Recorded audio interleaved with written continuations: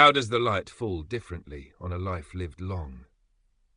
In Alquería Blanca, one of Andalusia's sun-bleached Pueblos Blancos, the light seemed to Isabel Moreno both a blessing and a curse. It poured over the whitewashed walls, intensified the crimson of geraniums spilling from wrought-iron balconies, and sharpened the edges of the cobblestones worn smooth by centuries. But it also, relentlessly, illuminated the fine map of wrinkles around her eyes, the slight tremor in her hands as she shaped clay, the silver threads woven through the dark hair she pulled back with fierce neatness. At 72, Isabel, proprietor of the small ceramics gallery Tierra y Fuego, felt watched not just by the curious eyes of her neighbours, but by the unforgiving Andalusian sun itself. Her gallery was a haven of cool shadows and earthy scents. Pots, bowls, and sculpted forms lined the shelves, testament to decades of skill. Each piece bore the subtle imperfections that marked it as handmade, hers. She ran a hand over the cool, smooth curve of a newly glazed vase, its deep cobalt mirroring the twilight sky. Order. Control. These were the principles by which she navigated her days since Mateo, her kind but conventional husband, had passed over 20 years ago. Their marriage had been a quiet harbour, safe but rarely stirred by storms of passion. He'd respected her craft, yes, but perhaps hadn't fully understood the fire it required, the way the clay yielded and resisted, mirroring the triumphs and compromises of a life. He certainly hadn't understood the quiet anxieties that began to bloom as her body aged, mistaking her withdrawal for simple tiredness. His memory was a gentle ache, a faded photograph on the mantelpiece next to a sturdy, traditional olive jar she'd made in her youth. Her children, Javier in finance in Madrid and Sofia teaching in Seville, called dutifully. Their concern was genuine, she knew, but laced with a protective anxiety that often felt like judgment. They saw her as fragile, settled, a respected matriarch needing gentle handling, not upheaval. She kept her world small, predictable, the gallery, the quiet rhythm of the village, the occasional café con leche with Elena, her lifelong friend who ran the bakery next door. Dignity was her shield, solitude her chosen armour. Then, one sweltering afternoon when cicadas buzzed hypnotically outside, the bell above the gallery door chimed, disturbing the dusty tranquillity. A man stood silhouetted against the brilliant doorway. Not a tourist, judging by his comfortable lived-in clothes and the lack of a camera slung around his neck.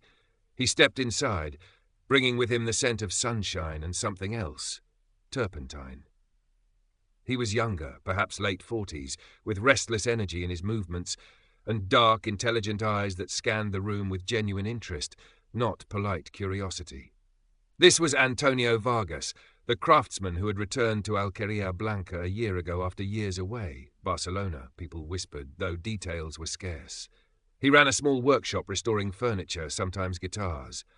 "Señora Moreno," he began, his voice deeper than she expected, respectful. "Forgive my intrusion. Your work, it speaks." He gestured towards a series of small abstract sculptures she'd recently experimented with, forms that hinted at struggle and resilience. Isabel felt an unfamiliar flutter beneath her carefully composed exterior. "Thank you, Señor Vargas." Her tone was polite, guarded. He didn't browse aimlessly. He moved directly to the sculptures, his strong hands hovering inches above the fired clay. "This technique, the way the glaze fractures here." He looked up, his gaze direct, searching. "It reminds me of kintsugi, the Japanese art of repairing broken pottery with gold, finding beauty in the breaks." The observation startled her. It was precisely the feeling she'd tried to capture. No one else had seen it, not even Elena. An unexpected thread of connection shimmered in the air between them, fragile and surprising. She found herself explaining the specific firing process, the deliberate stress she applied to the glaze. He listened intently, asking insightful questions, his earlier restlessness replaced by focused attention. When he finally left, purchasing one of the small sculptures, the silence he left behind felt different, charged with an energy that hadn't been there before. Isabel dismissed the feeling. Absurd. He was simply knowledgeable about crafts, and young enough to be, well, she didn't complete the thought. But Antonio sought her out again. A week later, he appeared at her gallery door with a small bag of rare pigment he'd sourced. "I thought this might achieve the deep earth tones you mentioned," he said, offering it simply. They talked for an hour, leaning against her workbench, the conversation flowing easily from ceramics to the changing seasons in the hills, the stubbornness of olive trees, the echoes of Moorish history in the village architecture. He had a way of listening that made her feel truly heard, a sensation she realized she hadn't experienced in years, perhaps ever. Encounters became less accidental. A shared glance across the bustling plaza during market day, a brief chat near the fountain where old men debated politics under the shade of orange trees. He admired her resilience, the quiet strength he sensed beneath her reserve. She found herself drawn to his passion, his lack of concern for the rigid social codes that governed Alquería Blanca, the hint of melancholy in his eyes that suggested he, too, knew something of life's complexities. The whispers started, soft as the rustle of dry leaves. Elena brought them, wrapped in concern over coffee and magdalenas at the bakery. "Isabel, hiya! People are noticing," she murmured, avoiding Isabel's eyes. "Antonio Vargas. He spends much time at your gallery. He is much younger, you know. What could he possibly want?" The unspoken suspicion hung heavy in the air. Money, perhaps? Or worse, simply amusement at the expense of a lonely widow? Isabel stiffened, pride flaring. "He appreciates art, Elena. We discuss ceramics." Elena sighed, patting Isabel's hand, her own marked with the flower and age spots of a long life. "Of course, dear, but be careful. Reputation is fragile here." Then came Javier's call from Madrid. His voice, usually brisk and businesslike, held an unfamiliar edge. "Mama, I hear interesting things. This Vargas fellow, is everything all right? Financially? You know you can always rely on us." The implication stung, that she was vulnerable, perhaps foolish, easily preyed upon. She ended the call abruptly, her hand trembling slightly as she replaced the receiver. The walls of her controlled world felt suddenly constricting. One cool evening, Antonio invited her to a small, dimly lit bar tucked away on a side street, a place frequented more by locals than tourists. "A friend is playing flamenco guitar," he said casually, "and I might play a little myself." Hesitantly, she agreed. The bar thrummed with low conversation and the sharp scent of Fino sherry. When Antonio took the stage, cradling an old, beautifully worn guitar, a hush fell. He didn't play flamenco, not exactly. His music was something else, intricate, melancholic melodies interwoven with bursts of raw, untamed passion. It spoke of longing, of searching, of finding unexpected beauty in unexpected places, and as he played, his dark eyes found hers across the smoky room, holding her gaze. Isabel felt stripped bare, the music bypassing her defences, stirring embers she thought long extinguished. Desire, sharp and terrifying, mingled with a profound fear of the feelings he evoked. She left before his set ended, murmuring an excuse about the late hour, escaping into the cool night air, her heart pounding. He found her a few days later, walking among the ancient olive groves that carpeted the hillsides surrounding the town. The air smelled of thyme and dry earth. He fell into step beside her, the silence comfortable for a long while before he stopped, turning to face her. "Isabel," he said, his voice low but intense, "I cannot pretend any longer. My feelings for you, they are real, deep." He reached out, stopping just short of touching her arm. "The years between us mean nothing. It is you I see. Your strength, your fire, the soul in your hands when you work the clay. Te quiero, Isabel."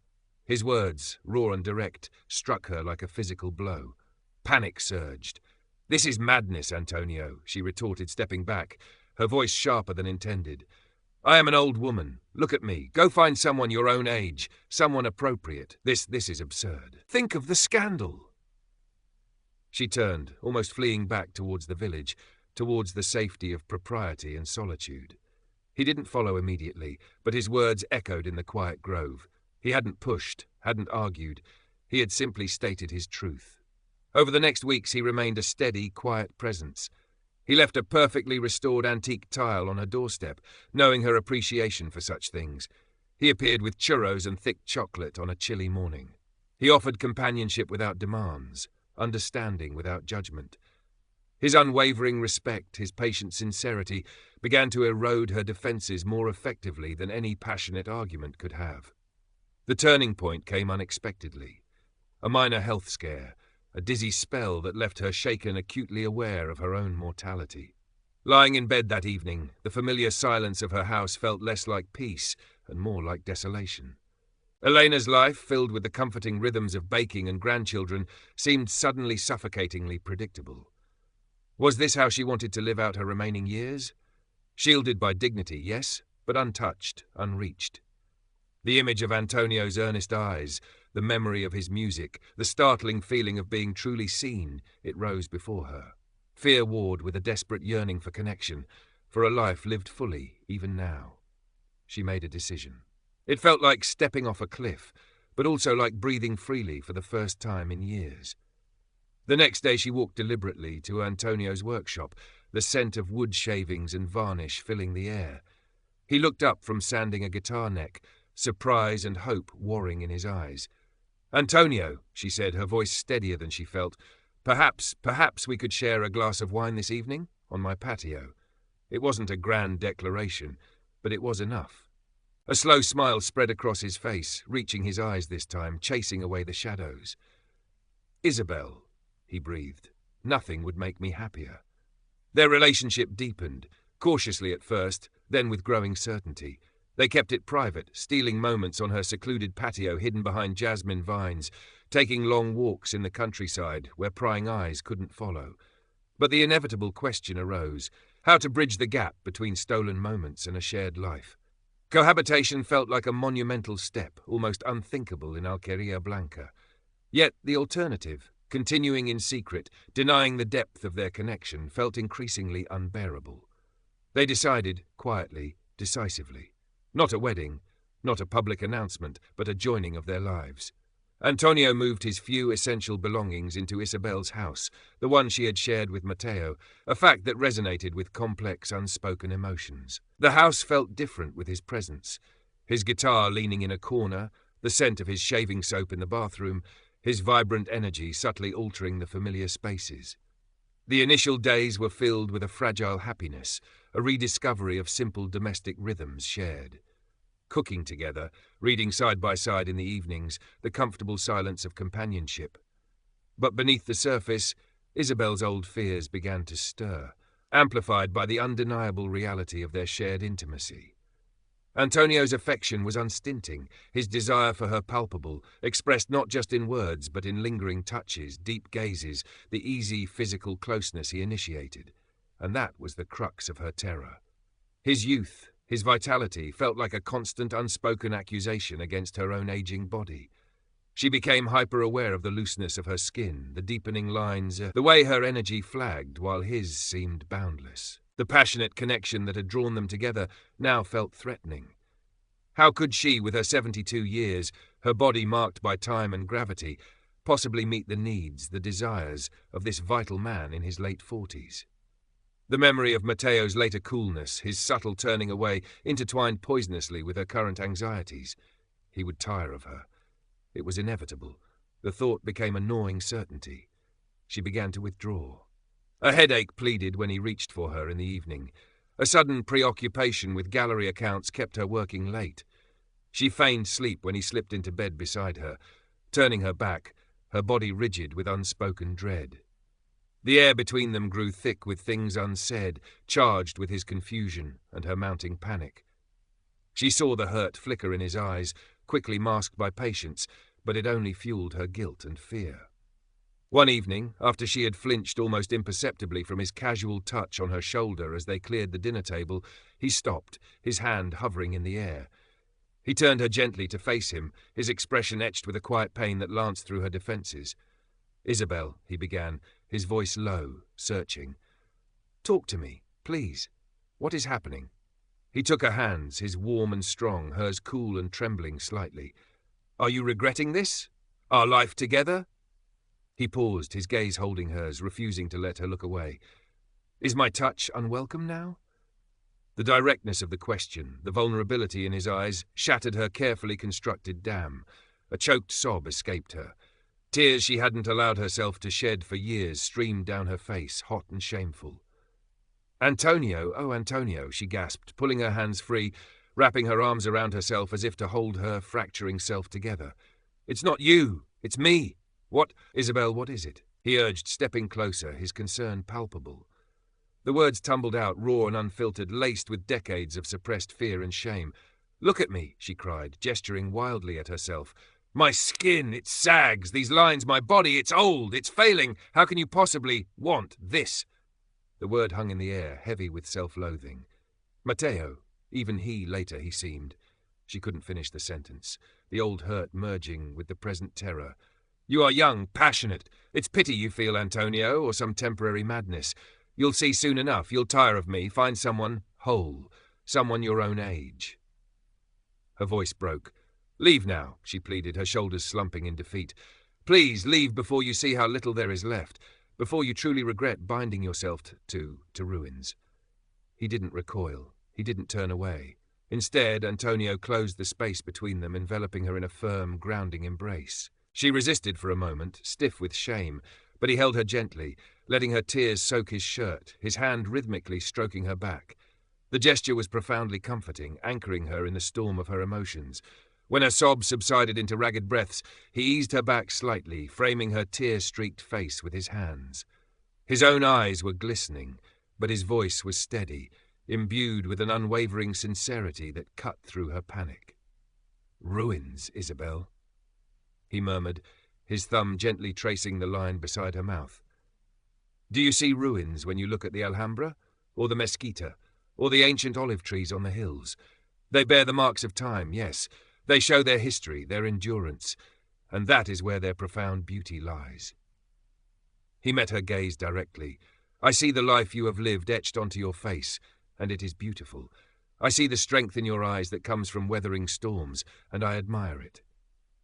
I feel the passion in your hands when you shape the clay, the same passion I feel when I hold you, and I desire it." He paused, letting his words sink in. "Your fear, mi amor, I understand it. The world tells women, tells everyone, that youth is the only currency of desire. Matteo, perhaps he believed that lie too. But your fear, Isabel, it does not speak the truth, not our truth." He held her hands again, pressing them gently. "My desire is not madness. It is not pity. It is for you, all of you. The woman who creates beauty from earth and fire. The woman who argues about politics with startling clarity. The woman whose laughter, when it comes, is like sudden sunlight. The woman whose body tells the story of a life fully lived." He leaned his forehead against hers, his voice dropping to a whisper filled with raw emotion. "What hurts me, Isabel, is not your age. It is your disbelief. It is the wall you build against my love, against your own worth. It is the rejection born from that fear. That is what pains me. Not the lines on your skin. They stood there for a long time, wrapped in the quiet intimacy of the lamp-lit room. The scent of jasmine drifted in from the patio." Isabel slowly processed his words, feeling them dismantle the fortress of her deepest insecurities brick by brick. He wasn't offering empty platitudes. He was offering his truth, a truth that saw her, wholly and without reservation. The ingrained belief that her aging body rendered her undesirable, unworthy of passion, began to loosen its suffocating grip. It wasn't erased, perhaps it never would be entirely, but it was challenged, countered by the undeniable sincerity radiating from the man holding her. She felt exhausted, emptied, but also lighter. The morning dawned clear and bright, the Andalusian sun washing the white walls in gold. Isabel woke first, finding Antonio asleep beside her, his face relaxed, younger in repose. She watched him breathe, a quiet sense of peace settling over her, fragile but real. Last night's storm had passed, leaving behind the quiet clarity that follows rain. When he stirred, his eyes opened and found hers. A silent question hung in the air. Isabel offered a small, tentative smile. She reached out her hand, marked with age and clay, resting gently on his arm. It was a simple gesture, but it held the weight of her choice, the choice to trust. To trust him, to trust herself, to trust the unexpected, improbable love they shared. Later, they sat on the small balcony overlooking the awakening town, sharing tostada con tomate y aceite and strong coffee. The familiar sounds of Alquería Blanca drifted up, the clang of the church bell, the call of a vendor, the distant chatter from the plaza. Isabel met Antonio's gaze across the small table, holding it steadily. The fear hadn't vanished completely. She knew it might resurface, a phantom limb of past insecurities, but it no longer held dominion. That afternoon, they walked together through the main plaza. Isabel felt the familiar weight of curious glances, heard the faint murmur of voices that might have been discussing them. But today, it felt different. She didn't shrink from the attention, nor did she meet it with defiance. Holding Antonio's hand, feeling the comfortable strength of his grip, she walked with a quiet confidence she hadn't possessed before. They were two people, marked by time in different ways, choosing to build a life together in the full, unforgiving, beautiful light of the Andalusian sun. Their story wasn't a fairy tale ending. It was a beginning, grounded in accepted vulnerability and the enduring power of a love that dared to defy expectations, including their own. They stopped by the fountain, the water splashing musically,